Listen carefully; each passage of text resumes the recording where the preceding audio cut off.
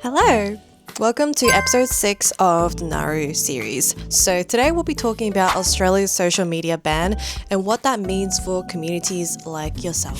So Australia just became the first country in the world to ban under 16s from using social media. What does that mean? Parents are celebrating, teens are furious, and experts like myself are actually divided. We're going to be breaking down exactly what that ban means, looking at the real research behind it, both the risks and the benefits of using social media, and then ask the bigger question, does Gen Z still need community, connection, and belonging? And if so, where do they go? By the way, we will be talking about NARU as a solution, so stay tuned. So, what is the Australian social media ban? Well, the Online Safety Amendment, which is a Social Media Minimum Age Act 2024, came into full effect on December 10th, 2025. So that wasn't too long ago. Australia is the first country in the world to enforce a nationwide social media ban, and under this new law, social media platforms must take reasonable steps to prevent Australian under 16s from creating or maintaining accounts. The responsibility does fall on the platforms and not the kids or the parent. So you might be wondering, what happens if they don't enforce it? Well, if they don't comply, fines up to 49.5 million Australian dollars, which is roughly 33 million USD, is penalized from these platforms. As we said before, there are no penalties for any teens or parents who work around this ban, so it is full responsibility on the platforms themselves to prevent the under 16s from creating those accounts in the first place. At the same time, the government is conducting age verification via live videos, selfies, email addresses, or identity documents, so we still have yet to see how this will come in full play. Now, you might be wondering, which platforms are really banned? Well, we have the whole list. There are 10 of them. Instagram, Facebook, Threads, which is all belonging to the Meta ecosystem. TikTok by ByteDance. There is Snapchat, which is a crowd favorite for all the Gen Zers out there. YouTube, which is owned by Alphabet, namely Google. X, formerly Twitter. Reddit, Twitch, and Kick, which is a live streaming platform. And additional platforms that have been notified of this ban as well include Lemon8, Yobo, Wiz, and Bigo Live. Surprisingly, there are a couple of platforms that have not been banned in this restriction, and those include Discord, WhatsApp, Messenger, Roblox, Steam, YouTube Kids, Google Classroom, Pinterest, and GitHub. So you'll start to see that there is now this divide between social media platforms that are banned and those who aren't. Messaging apps, online gaming, health and education services are also excluded from the ban for obvious purposes because, again, people need to know how to message each other, such as through WhatsApp. And early reports from February of this year, 2026, have shown teens are still able to access some platforms. These teens are kind of going around the system to stay connected with their friends and not feel as isolated. So obviously over time we might see some sort of change between the platforms that are not allowed to coming to this side which is now allowed. But the biggest question of all you might be wondering is, why was social media banned in the first place? It's not news that social media has been found to be harmful to teens. These are real findings, by the way.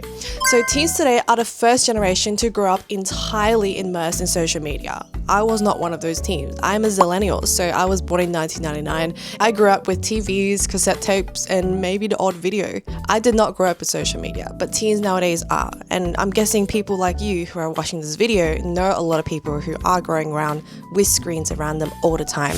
So this has obviously increased a sharp rise in mental health problems that we've seen today. In Australia, research has found that there is substantial worsening of mental health well-being in Australians aged 15 to 24. So that's basically Gen Alpha to the Gen Z range, measured through self-harm hospitalizations, surveys, and an increase of suicide deaths.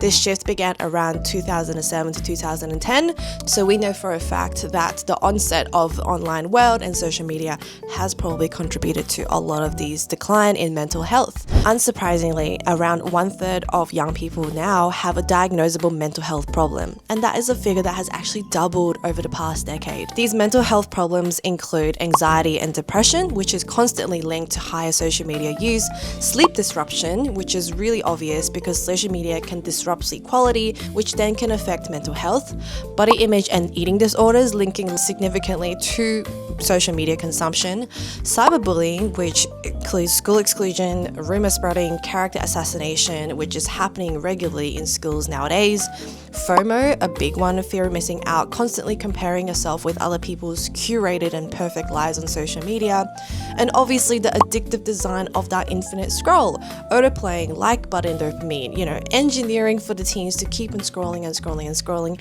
until basically the energy runs out. Obviously, this is quite a severe thing that's happening now to people of our generation, and it's describing casual link between smartphone social media use to a growing epidemic of mental illnesses in our young people. So is this an epidemic happening right now? Most likely. In the US, the Institute for Family Studies in 2024 has seen that over the 5-year period, suicide rates in 10 to 14-year-olds females have actually increased 300%, and that is no small issue.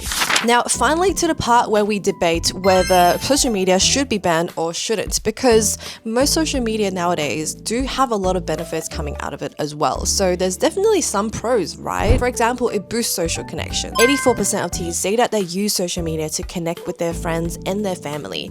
And GenZ reports a stronger sense of belonging in niche digital communities than in local communities, workplaces, or sports clubs. And this is largely because you can have a digital community for any hobby, any niche thing that might not exist in your local community but might exist on a global level because people around the world might have the same hobby as you. Information and education obviously has been largely improved because 96% of Gen Zers now report using YouTube for educational content, and hopefully like yourself. Mental health support has actually also improved during COVID-19 because of social media to help them seek support for suicidal thoughts and self-harm. And obviously platforms can be both served as a good and a bad, but in the good, we can see them being used as a lifeline when face-to-face support isn't available. Without me mentioning, obviously, creativity and self-expression has also been a huge benefit. TikTok and Instagram gives Gen Z tools to create, share, and build platforms around their passion, and being able to curate an audience that is able to support them. And most importantly, as we have seen the uprising of certain movements around the world, Gen Zs have been using social media to organize causes, amplify voices around social activism, and hold these institutions accountable. So we do have to look at that as a huge benefit. However, that does not mean that there's no cons. Obviously, 2/3 of Gen Zers agree that the promise of social media uniting humanity is a broken fact. 56% of Gen Zers feel fatigued by the constant flow of social media content, and because social media is designed for Gen X and millennials, and these don't meet the needs of Gen Z right now in this day and age. It's a mass broadcasting medium in a world where Gen Z is actually craving the opposite, which is intimacy. These algorithms prioritize engagement over well-being.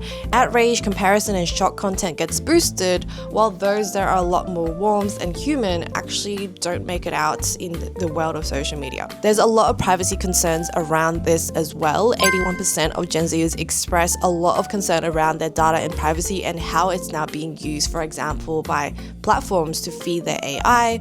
And 1/3 of young people want less social media engagement and not more. So we can see that there is this ongoing trend of users on social media feeling a bit less connected and wanting to step out just so that they can protect themselves, and that is completely okay. Which is now why we're going to talk about the most important part: how to use social media in a healthy way. So this is going to be a practical few steps in order for you to curate your feed and frame your mind around empowerment of social media and not distraction.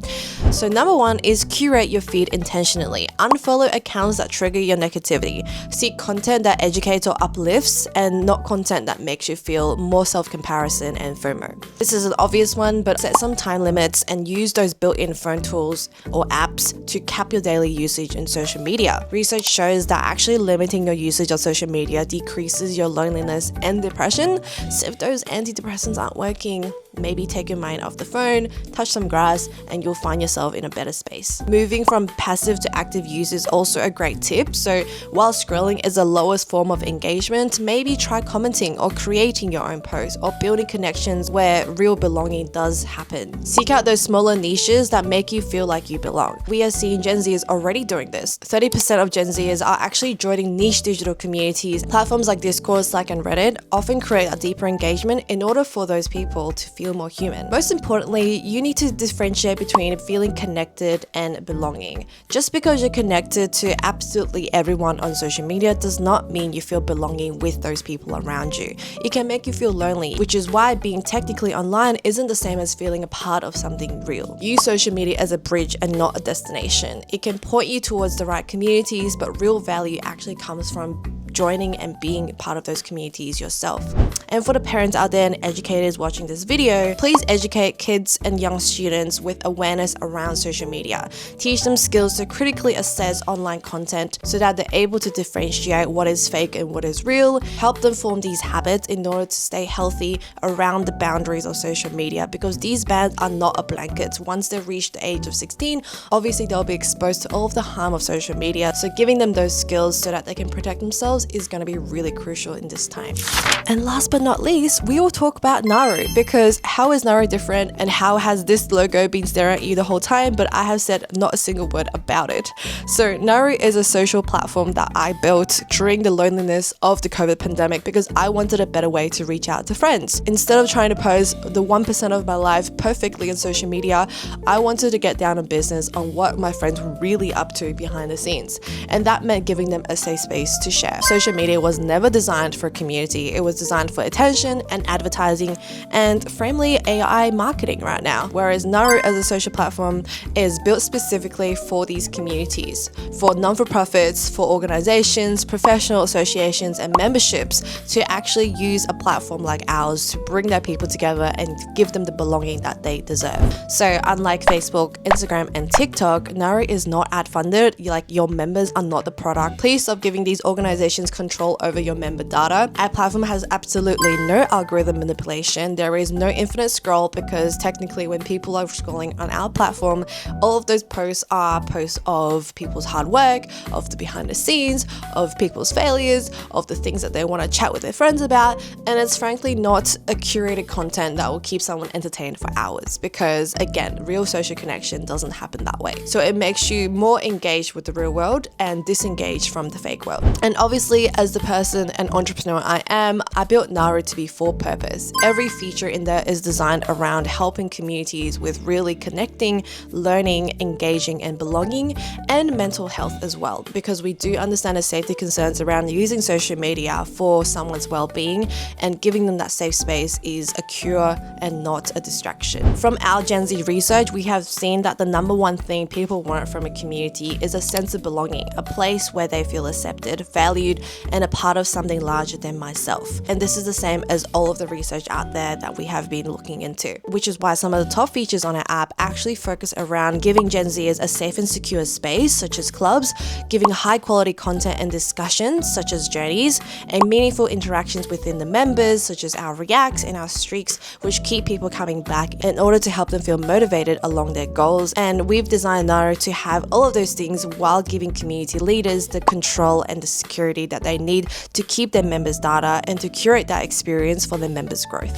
So if you've reached the end of the video, let me go through a few more things about how you as a community manager can use NARU to benefit your community. So if you're a non-for-profit or a cause-based organization, you can create your own safe, purpose-aligned digital home for your members. And this is especially important if your audience is under 16 and residing in Australia. We've had a program through the Future Minds Network called the Young Artists Centre go through a 6-week program in our platform and achieved over 60% weekly engagement just because they were able to use a platform that felt like social media. But we also got heaps of parents telling us that they love the privacy, they love the security of knowing that their kids aren't selling their data to big companies like Facebook. So if you're looking for an alternative to running a program for the under 16 group in Australia, look to us for an alternative solution.